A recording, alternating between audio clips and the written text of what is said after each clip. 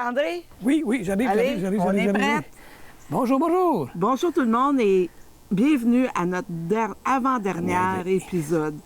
On vous amène pas à une, à deux ou à trois, mais bien à cinq excursions dans le beau parc Canada Kluane. C'est un parc qui est au sud-ouest, Complètement collé sur... l'Alaska. Et c'est là que se trouve le fameux mont Logan. Et on va aussi vous amener voir un petit musée sur la wildlife du Yukon. Et en chemin, on a fait une belle découverte, un parc, pas un parc, mais un cimetière indien. Et dans le cimetière, il y a un beau poème qui reflète notre voyage. Alors, vous êtes prêtes? On vous amène, on vous avertit, c'est essoufflant.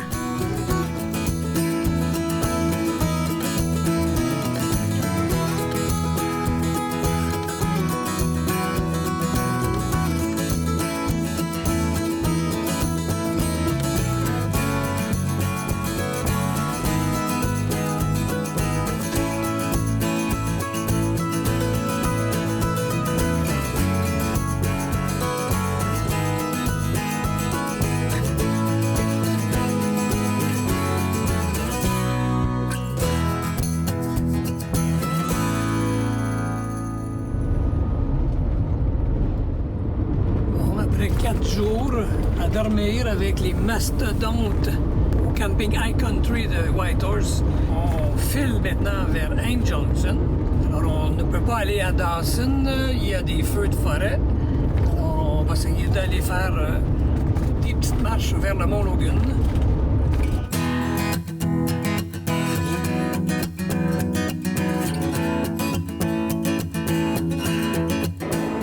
Voilà, c'est là qu'il est le mont Logan. On est rendu tout près.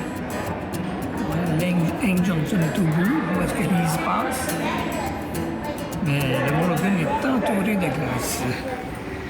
Alors, on nous a dit qu'il n'y a pas de chemin, il n'y a pas d'accès. Tout ce qu'on peut faire, c'est y aller en avion. Chnout le chnout.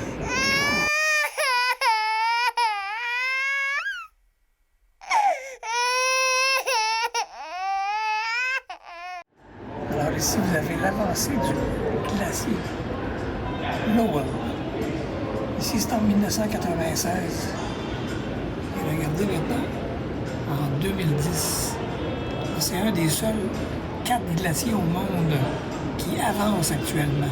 Il ne rétrécit pas comparativement à Banff ou Jasper. On ne sait pas pourquoi. Bon, ma blonde a dit que je suis trop énervé, c'est comme un petit cul.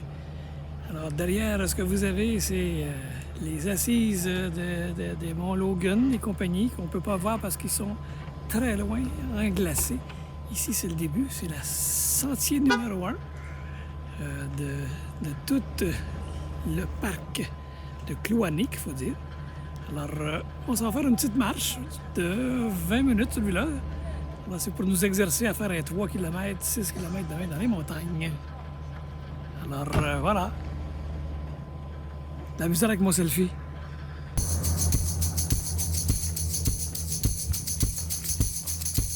C'est un départ.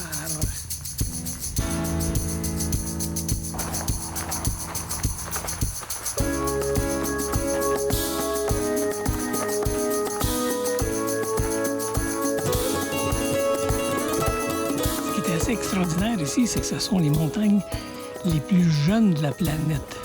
Et on peut reconnaître ça au pic. Vous voyez, ils sont très effilés, ils sont très pointus. Les vieilles montagnes vont avoir subi l'érosion, la glaciation, le vent, vont être arrondies.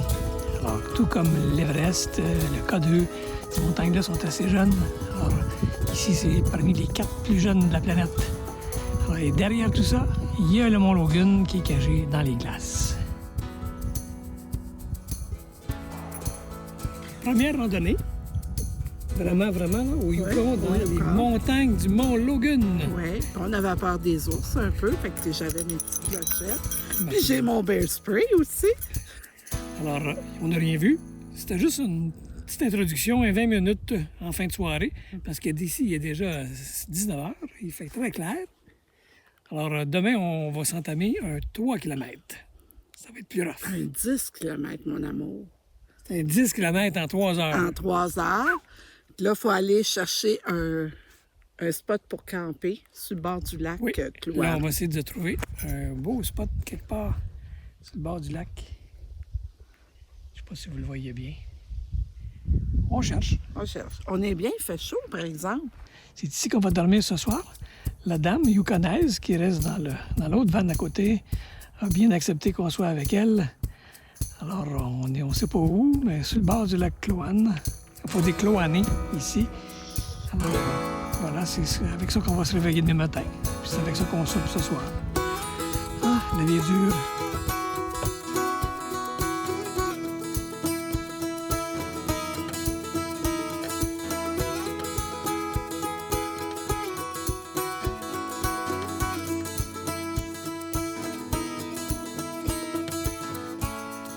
Vous voyez, les taches brunes dans la montagne, c'est pas de l'or, non? Il y a aussi du cuivre dans les montagnes du Klondike. Alors, les mines sont exploitées un peu plus loin. On les voit bien ce matin, ils sont bien colorés. Même si la montagne est dans les nuages. In the spring, when you come up here, these mountains are covered with snow. And now the snow is gone. So this is what feeds. And there's glaciers in behind. Like these mountains compared to what's behind them are low. So in behind is the second highest mountain in North America. And so this is where the water comes from this OK. lake. And this is why it's always cold. Always cold. And so, not too long ago, maybe 3 years, one of the glaciers in here melted and changed the direction of the water. So it goes now out to the ocean, to the Pacific Ocean. And so this is why the level of this lake is low, because that glacier used to be one of the ones that fed it. Yeah. So this is why you got a nice shoreline to walk on now. That weekend. Yeah. It's OK for us. Alors, ce matin, on a décidé d'aller faire une petite randonnée un peu plus grande qu'hier. 5 km aller, 5 km retour, mais avec une pente. Mais ce qui va être assez exceptionnel, on avait pensé amener notre sac à dos orange qu'on amène d'habitude. Et on l'a oublié. On avait juste une espèce de petit sac à dos sacoche. On est allé s'acheter un sac à dos qui va bien nous aider. Regardez la position. C'est le soutien des hanches qui compte. Derrière le soutien des hanches, Lise aura pas mal parce que c'est elle qui porte le sac à dos. Faites l'achat. Et on est au sentier Sheep Creek. Alors, on s'en va dans les nuages. Il annonce un peu de pluie, mais on devrait être correct.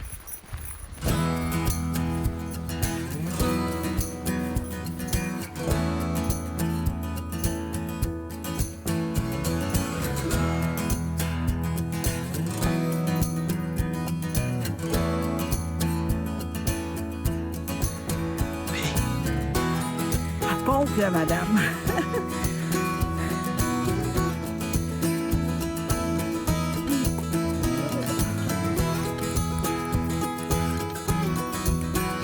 Alors, c'est à mon tour de te poser la question.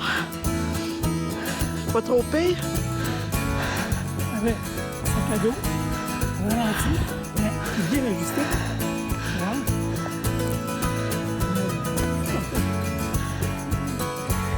Allez, ma chouette, viens voir ça.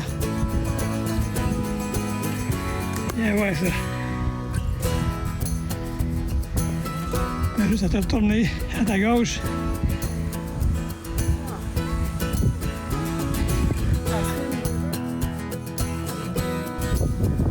Alors, nous voilà rendus à moitié chemin. Complètement épuisé. Regardez la vue qu'on a. 3 km sur 6. Bon, ben on descend. On a assez fait. 3 km, là, en montant, puis on vient de croiser des Allemands qui nous ont dit que ça continue à monter, descendre. On n'a pas vu d'ours, on s'est pas fait manger. Fait que vous allez encore nous endurer. Bye bye!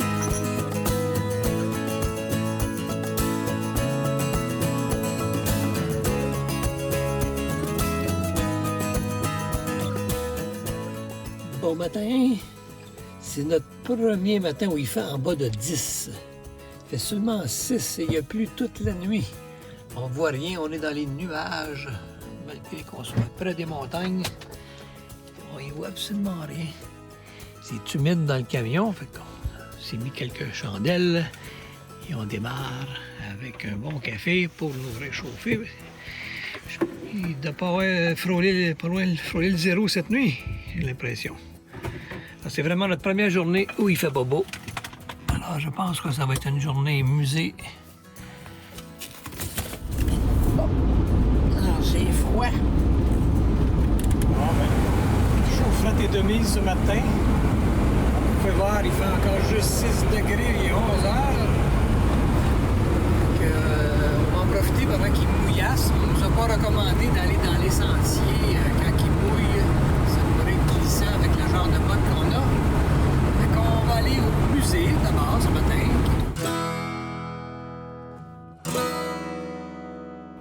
Il y a déjà des œuvres d'art qui sont faites à partir de bois qui ont brûlé.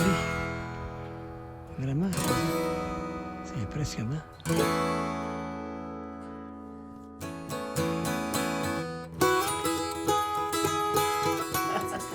C'est la seule fois que je pense qu'on va voir les à côté d'un ours. Ah oui.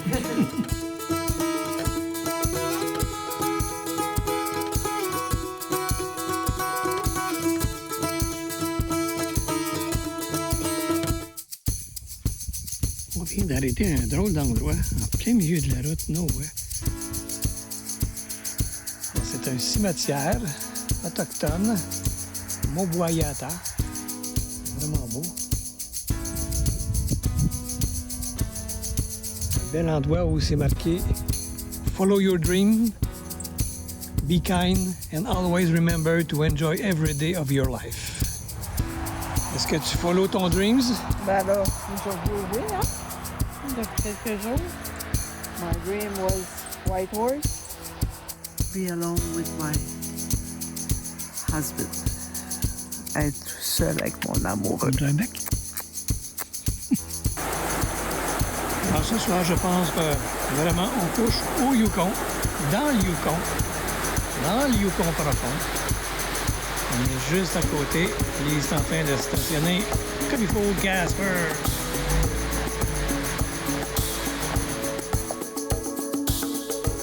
6h30 du matin, lendemain. La pluie est tombée toute la nuit. Mais là, ce matin, ça semble vouloir un petit peu se dégager. Donc, on va aller faire une petite randonnée au lac Kathleen. Lise a mis sa tuque ce matin. C'est un peu frais, hein? C'est vrai. Quand je porte pas de sucre l'hiver, déjà, j'en porte une. Tout le monde à l'envers. Vive le Yukon! Alors, c'est un petit sentier de bois qui contourne le lac. Fantastique. Et dans ce lac se trouvent des poissons coucanés, des saumons. C'est les seuls saumons qui vivent à l'intérieur sans aller à l'océan.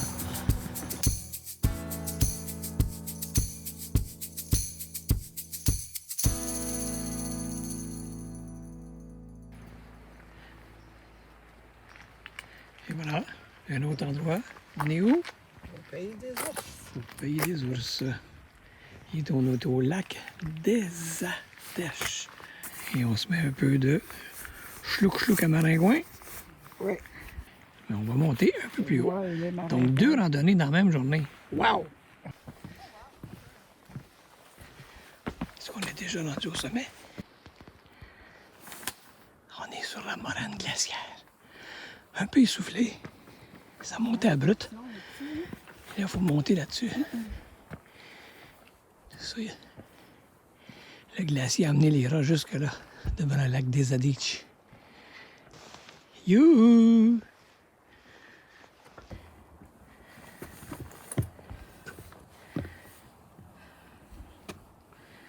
Allez, monsieur. Qu'on aille voir ça. Et là-dedans vit une petite bête qui s'appelle le pika. On va essayer de le trouver. Ça siffle comme un lapin, puis ça fait des nids, puis ça sort comme ça dans des journées nuageuses. Alors, on revient du glacier rocheux. Qu'est-ce que tu penses de ce petit sentier? C'est un beau sentier. Arrêtez, venez voir ça. Moi, j'ai une pensée pour Jean-Louis aujourd'hui, un grand cinéaste animalier qui était passionné. Puis là, je me rends compte, tu sais, tout ce qu'il y avait à faire comme travail pour se rendre avec du matériel quand même assez lourd et attendre que la bête ou que l'animal qui veut observer sorte. J'ai une grande admiration pour les passionnés de la nature comme Jean-Louis.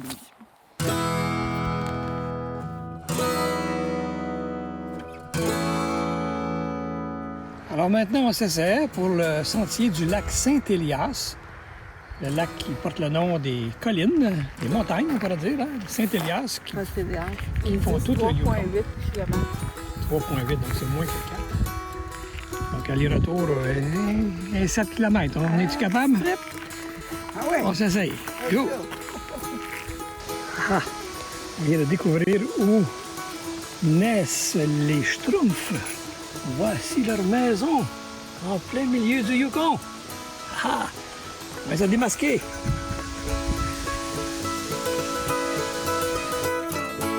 Là, ici, on a des épinettes vraiment mortes. Pourquoi? Vous pouvez le voir ici. Son écorce a été grugée. On peut même voir les résidus qui font les bébites. Ces longues antennes ont permis aux longicornes de détecter de loin le phénol et autres gaz de combustion dégagés par les arbres.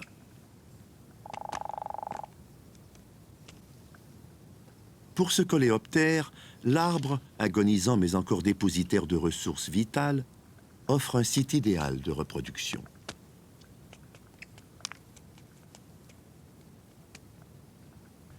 Après s'être accouplée, la femelle pond de 20 à 30 œufs dans des cavités qu'elle creuse au besoin.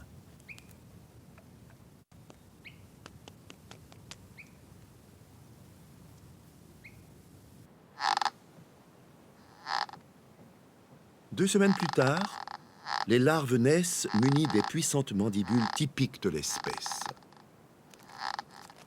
Commence alors pour chacune un étonnant voyage à l'intérieur de l'arbre.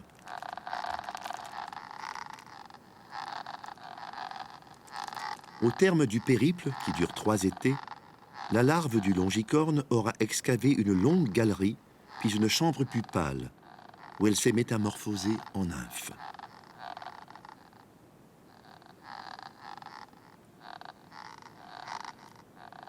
Lorsqu'elle débouche enfin à la lumière, au cours du 3e été, la nymphe est devenue adulte et le cycle peut recommencer. Yo! On l'a fait! 3,8 km Oui. jusqu'au lac Saint-Elzéar. Non, Saint-Elzéar.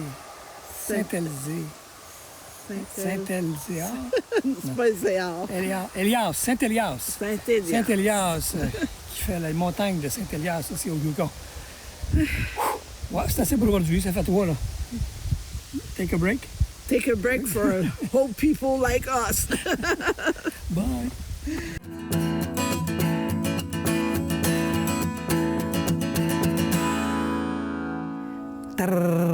Ting! C'est la réponse au quiz. On vous l'a donné difficile celle-là, hein? Comparativement aux premières, c'est juste savoir que c'était quoi Yukon. Tout le monde l'avait vu, c'était la réponse numéro 3. Maintenant, on vous demande de mettre en ordre les 4 potions qui étaient dans le fameux thermomètre de Yukon Jack. Parce que personne n'avait emmené de thermomètre au Yukon. Tout le monde était venu pendant l'été, même s'il avait monté sur des glaciers, personne ne pensait à ça, ne pensait pas que c'était pour faire aussi froid. Et oui, il faisait très, très froid. Alors, pour savoir si on pouvait aller prospecter ou pas, on avait mis dans les potions, voici les réponses dans l'ordre. Il y en a 2 qui ont eu certaines réponses et on a même eu 3 qui ont triché, sont allés voir sur Wikipédia. Mais ça nous a fait apprendre qu'il n'y avait pas juste la décoction du Dr Perry, il y avait aussi une espèce d'huile Saint-Jacob ou même Saint-Joseph qui aurait été utilisée, mais c'est à rechercher, c'est pas certain. Alors, réponse, à moins 30, qu'est-ce qui gèle le premier? C'est le mercure. Vers moins 40, qu'est-ce qui gèle en deuxième? L'huile de charbon. En troisième, c'est l'extrait de gingembre de Jamaïque. Et oui, ce qui gèle le plus, dans le plus froid. Et là, ça disait aux prospecteurs, je ne vais même pas mettre le nez dehors. Parce que vous savez, dans ce temps-là, quand les gens arrivaient, les prospecteurs, vite, il fallait qu'ils allaient chercher de l'or. Alors, ils s'étaient fait juste des petites cabanes en bois, c'était pas isolé, il faisait froid. Alors, à moins 60, la décoction du Dr Perry Davis a commencé à cristalliser. À moins 65, ça venait un petit peu blanc, puis à moins 70, ça gelait. Fait que quand ils voyaient que ça cristallisait dans la décoction du sirop Guéritou du Dr Perry, personne n'allait dehors au Klondike.